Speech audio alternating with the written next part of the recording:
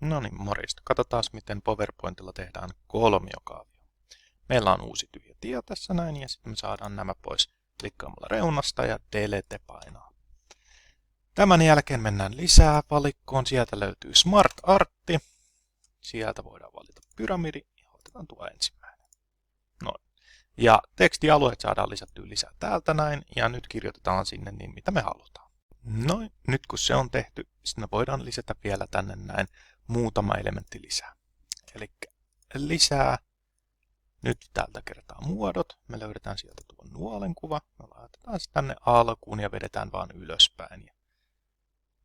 Noin, me voidaan valita siitä, niin kun me klikataan oikealla hiiren näppäimellä, niin vielä tyyli, otetaan tämä paksumpi ja väri on mustana.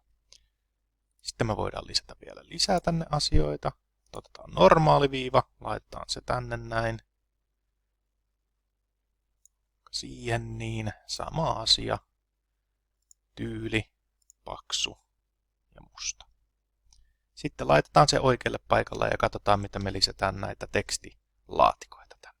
Noin, sitten kun se nuoli on tässä näin myös oikealla paikallaan, sitten me lisätään tänne vielä muutamat asiat.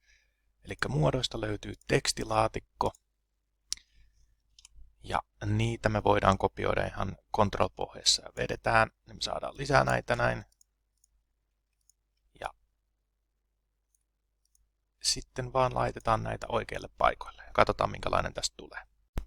Noin, sen näköinen siitä sitten tuli. Eli täällä on kaikki nämä tekstilaatikot laitettu paikoilleen.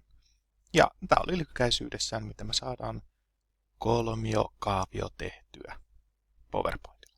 Kiitos.